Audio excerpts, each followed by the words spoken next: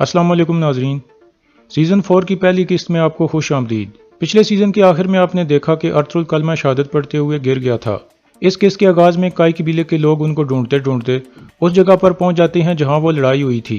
हलीमा सुल्तान और आयमा खातून एक लाश को देखकर शदीद परेशान हो जाती हैं, लेकिन वो उसे शनाख्त नहीं कर पाती। वहाँ हर तरफ कबीले के सिपाहियों की लाशें पड़ी थीं। एक सिपाही हकीम अरतुल को चेक करके कहता है, अरतुल साहब जिंदा हैं। यह सुनकर हाइमा खातून और धुंधार फौरन उनकी तरफ भागते हैं। धुंधार कहता है, इनको फौरन कबीले लेकर जाओ। फिर सिपाही हकीम अरतुल को उठाकर वहां से रवाना हो जाते हैं। इतने में हलीमा सुल्तान को अरतुल का खंजर मिल जाता है और वो शदीद परेशान होकर इधर उधर देखने लगती है। फिर उसे ख्याल आता है कि जैसे अरतुल एक तरफ से आ रहा हो, लेकिन फिर वो गायब हो जाता है और हलीमा सुल्तान रोने लगती है। इतने में हाइमा खातून बामसी को देख लेती हैं।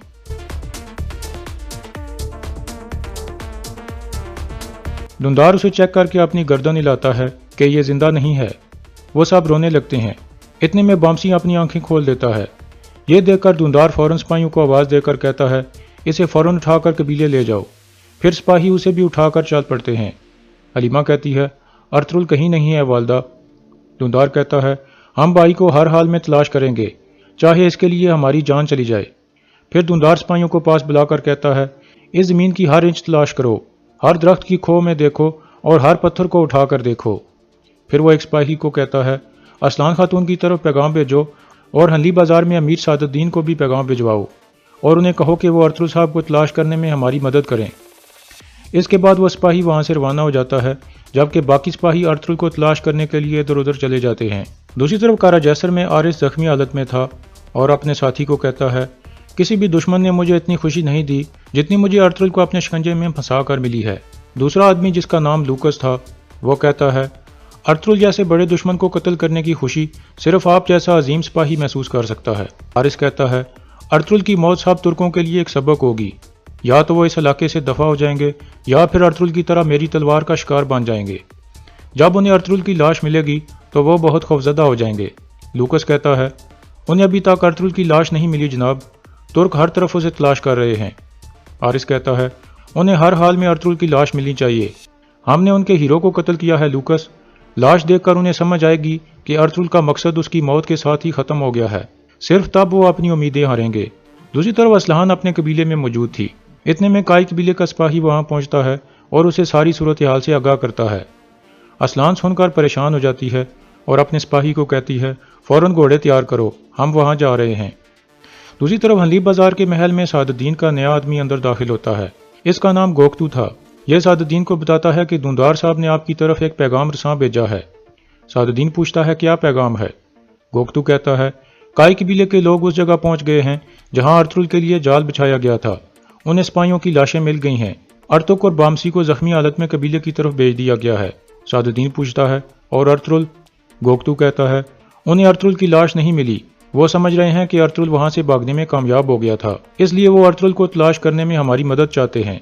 सादुद्दीन कहता है, आरिस उसे जिंदा नहीं छोड़ सकता था और यह भी मुमकिन नहीं है कि अरतुल अपने सिपाहियों को छोड़कर भाग गया हो।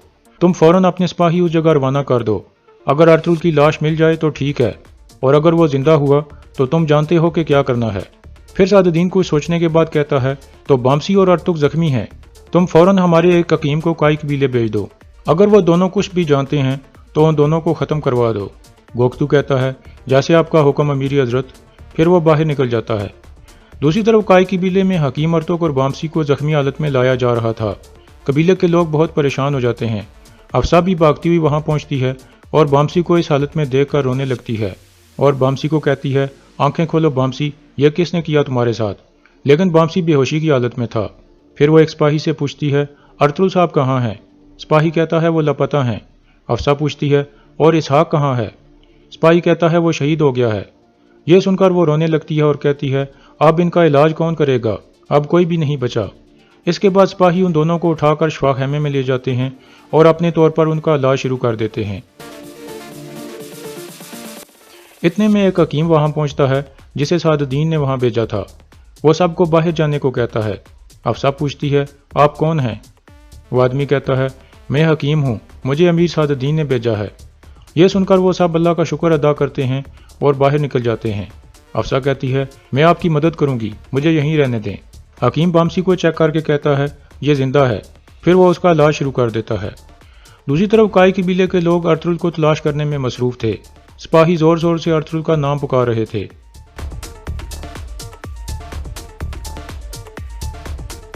کائی قبیلے میں حکیم نے بامسی کے زخموں پر پٹی باندھ کر خون روک دیا تھا۔ اتنے میں بامسی اپنی آنکھیں کھول دیتا ہے۔ بامسی لگاتار سردار سردار کہہ رہا تھا اور پھر کہتا ہے، سردار مجھے معاف کر دینا، میں آپ کی حفاظت نہیں کر سکا۔ حکیم بھی دھیان سے اس کو سن رہا تھا۔ حفصہ پوچھتی ہے، ہمیں بتاؤ یہ کس نے کیا؟ بامسی کہتا ہے، میں نہیں جانتا، کافروں کے چہرے ڈھکے ہوئے تھے۔ پھر اس کے ذہن میں وہ منظر آتا ہے جب ارطغرل شدید زخمی ہو کر گر رہا تھا اور ایک آدمی اپنی تلوار ہوا میں بلند کر رہا تھا۔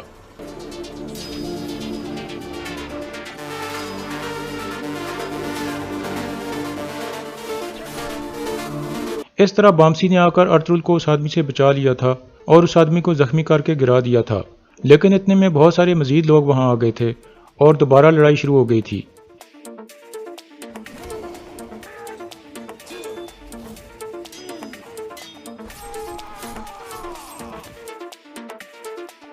اس دوران بامسی ارطغرل کے پاس پہنچ جاتا ہے اور سپاہیوں کو بلانے لگتا ہے۔ اتنے میں 2 سپاہی وہاں آ جاتے ہیں اور ارطغرل کو اٹھا کر وہاں سے ایک طرف لے جاتے ہیں۔ بامسی کو بس اتنا ہی پتا تھا کہ 2 سپاہی ارطغرل کو وہاں سے لے گئے تھے اور ارطغرل شدید زخمی تھا۔ دوسری طرف دھندار اور اس کے سپاہی اس جگہ پہنچ جاتے ہیں جہاں 2 سپاہیوں کی لاشیں پڑی تھیں۔ سب ان کے پاس رونے لگتے ہیں۔ کائی قبیلے میں حکیم پوچھتا ہے، وہ سپاہی ارطغرل صاحب کو کہاں لے کر گئے تھے؟ ہمیں بتاؤ تاکہ ہم ان کی مدد کر سکیں۔ بامسی کہتا ہے، یہ میں نہیں جانتا۔ پھر بامسی دوبارہ بے ہوش ہو جاتا ہے۔ حفصہ کہتی ہے، میں جا کر حلیمہ خاتون کو بتاتی ہوں جو بامسی نے ہمیں بتایا ہے، وہ بھی میری طرح تکلیف میں ہیں۔ یہ کہہ کر حفصہ باہر نکل جاتی ہے۔ اس کے جانے کے بعد حکیم سعد الدین کے سپاہی کو کہتا ہے، تم جا کر امیر سعد الدین کو ساری صورتحال سے آگاہ کرو۔ دوسری طرف اسلحان بھی اپنے سپاہیوں کے ساتھ جنگل میں کائی قبیلے والوں کے پاس پہنچ جاتی ہے اور حلیمہ خاتون اور حلیمہ سلطان کو دلاسا دیتی ہے۔ حلیمہ کہتی ہے، ہم نے ہر طرف تلاش کیا لیکن ارطغرل کہیں نہیں ملا۔ اسلحان کہتی ہے، آپ پریشان نہ ہوں، ہم مل کر ارطغرل صاحب کو تلاش کر لیں گے۔ اتنے میں سعد الدین بھی اپنے سپاہیوں کے ساتھ وہاں پہنچ جاتا ہے اور ان کے سامنے اپنے خاص آدمی کو کہتا ہے، کائی قبیلے کے سپاہیوں کے ساتھ مل کر ارطغرل صاحب کو تلاش کرو، جب تک ہمارے حاکم اعلیٰ نہیں مل جاتے تب تک کوئی واپس نہیں آئے گا۔ پھر وہ حلیمہ خاتون کے پاس جا کر کہتا ہے، میں نے جیسے ہی اس بارے میں سنا میں یہاں آ گیا، میرے سپاہی دن رات ارطغرل صاحب کو تلاش کریں گے۔ میں نے اپنا حکیم بھی کائی قبیلے بھجوا دیا ہے جو آپ کے زخمیوں کا علاج کرے گا۔ دھندار کہتا ہے، ہم خوفزدہ ہیں کہ جس کسی نے بھی یہ کیا ہے وہ ارطغرل بھائی کو ساتھ لے گیا ہے۔ سعد الدین کہتا ہے، میں اور ہماری ریاست آپ کے ساتھ ہیں، جس نے بھی یہ کیا ہے اس سے حساب لینا میری ذمہ داری ہے۔ یہ کہہ کر سعد الدین واپس چل پڑتا ہے۔ اتنے میں ایک سپاہی ارطغرل کی جیکٹ اٹھا کر لے آتا ہے اور کہتا ہے، ہمیں ارطغرل صاحب کی جیکٹ ملی ہے لیکن آس پاس وہ کہیں نہیں ملے۔ ارطغرل کی خونی جیکٹ دیکھ کر سب لوگ بہت پریشان ہو جاتے ہیں اور حلیمہ رونے لگتی ہے۔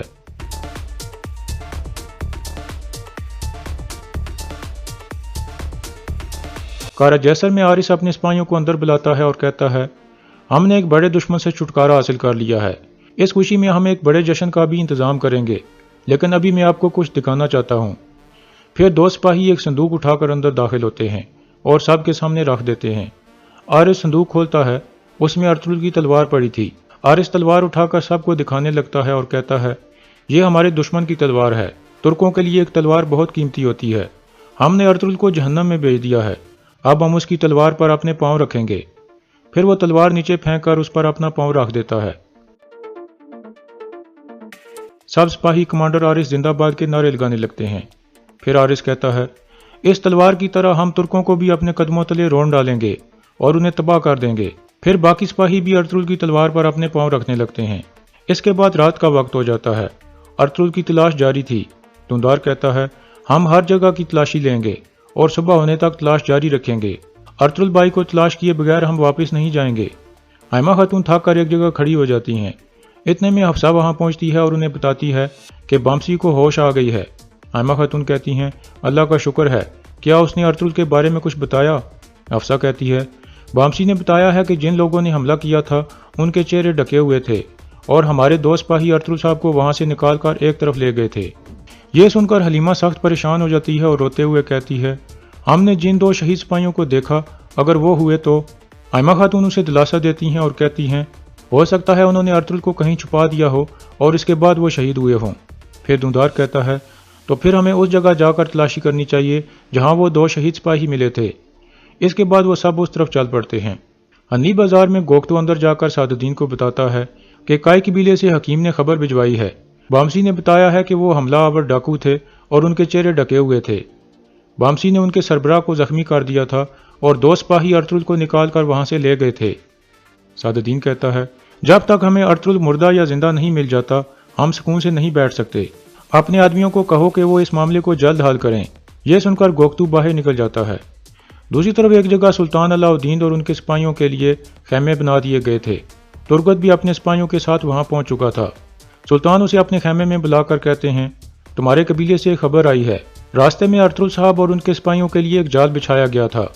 ترگت پوچھتا ہے کس نے کیا ایسا؟ سلطان کہتے ہیں اس کا کچھ پتہ نہیں، لیکن بدقسمتی سے بہت سے سپاہی شہید ہو گئے ہیں اور 2 آدمی زخمی حالت میں ہیں۔ ترگت پوچھتا ہے اور ارطغرل صاحب؟ سلطان کہتے ہیں ارطغرل صاحب لاپتہ ہیں۔ اب میں تمہیں حکم دیتا ہوں کہ اپنے سپاہیوں کو ساتھ لے کر فوراً اپنے قبیلے جاؤ اور تحقیق کرو اور پتہ لگاؤ کہ کیا ہوا ہے اور یہ جال کس نے بچھایا تھا۔ جب تک تم واپس نہیں آتے تب تک میں تمہاری جگہ کسی اور کو سپاہیوں کا کمانڈر بنا دوں گا۔ اب تم جاؤ اور ارطغرل صاحب کو تلاش کیے بغیر واپس مت آنا۔ اس کے بعد اگلا دن شروع ہو جاتا ہے۔ ارطغرل کی تلاش ابھی تک جاری تھی۔ اتنے میں ایک سپاہی آ کر حائمہ خاتون کو بتاتا ہے کہ ہمیں ایک جلی ہوئی لاش ملی ہے۔ یہ سن کر وہ سب فوراً اس طرف بھاگتے ہیں۔ کچھ دیر میں وہ سب وہاں پہنچ جاتے ہیں اور اس جلی ہوئی لاش کو دیکھ کر چونک جاتے ہیں۔ حائمہ خاتون کہتی ہیں یہ ارطغرل نہیں ہو سکتا۔ پھر حلیمہ اور حائمہ خاتون لاش کے پاس بیٹھ جاتی ہیں۔ حلیمہ اس کے ہاتھ سے انگوٹھی اتارنے لگتی ہے تو حائمہ خاتون اسے روک لیتی ہیں اور خود انگوٹھی اتارنے لگتی ہیں۔ اس وقت انگوٹھی ایک اہم نشانی ہوتی تھی۔ پھر حائمہ خاتون انگوٹھی اتار کر اسے صاف کرنے لگتی ہیں اور اسے دیکھ کر حیران رہ جاتی ہیں۔ وہ ارطغرل کی انگوٹھی تھی۔ یہ دیکھ کر وہ رونے لگتی ہیں اور وہاں موجود سب لوگ بھی رونے لگتے ہیں اور یہی سمجھتے ہیں کہ یہ لاش ارطغرل کی ہے۔ اس دوران ایک آدمی چھپ کر انہیں دیکھ رہا تھا اور پھر وہاں سے چلا جاتا ہے۔ کارا جیسر میں لوکس اندر آ کر آرس کو بتاتا ہے کہ ہمارے آدمیوں نے ایک خبر بھیجی ہے، ارطغرل کی لاش مل گئی ہے۔ یہ سن کر آرس ایک کہکا مار کر ہنستا ہے اور پھر کہتا ہے میں حیران ہوں کہ وہ ارطغرل کی خون میں ڈوبی ہوئی لاش کو دیکھ کر کیسے روئے ہوں گے۔ لوکس کہتا ہے جناب ارطغرل کی لاش پر خون نہیں تھا، اس کی لاش جلی ہوئی تھی۔ آرس حیران ہو کر پوچھتا ہے لاش کس نے جلائی؟ لوکس کہتا ہے یہ ہم میں سے کسی نے نہیں کیا، لیکن آپ پریشان نہ ہوں، وہ یقیناً ارطغرل کی لاش ہے۔ کائی قبیلے کے لوگوں نے اسے پہچان لیا ہے۔ لوکس ہنستے ہوئے کہتا ہے کوئی فرق نہیں پڑتا کہ کس نے اسے جلایا ہے، اس نے اس دنیا میں بھی جہنم کا مزہ چکھ لیا۔ ایک عظیم جشن کا انتظام کرو لوکس، ہر کسی کو اس میں شرکت کرنے کی دعوت دو اور ارطغرل کے جنازے میں جانے کی تیاریاں کرو۔ دوسری طرف سعد الدین کا آدمی بھی اندر آ کر اسے بتاتا ہے کہ ہمارے سپاہیوں نے خبر بھیجی ہے کہ آخرکار ارطغرل کی لاش مل گئی ہے۔ سعد الدین کہتا ہے یا رب تیرا شکر ہے، مجھے امید ہے کہ اس گورنر نے کوئی نشان نہیں چھوڑا ہوگا۔ گوگتو کہتا ہے کوئی نشان نہیں تھا امیری حضرت، ارطغرل کی لاش جلی ہوئی ملی ہے، قبیلے کے لوگوں نے انگوٹھی کی مدد سے اس کی شناخت کی ہے۔ یہ سن کر سعد الدین کچھ سوچنے لگتا ہے اور پھر کہتا ہے یہ گورنر کس طرح کا عجیب آدمی ہے کہ اس نے ارطغرل کو قتل کرنا کافی نہیں سمجھا بلکہ اسے جلا بھی ڈالا۔ گوگتو پوچھتا ہے اب کیا حکم ہے امیری حضرت؟ سعد الدین کہتا ہے سب سے پہلے ہم ارطغرل کے جنازے میں جائیں گے اور اصل کام ہم جنازے کے بعد کریں گے۔ اور یہاں اس قسط کا اختتام ہو جاتا ہے۔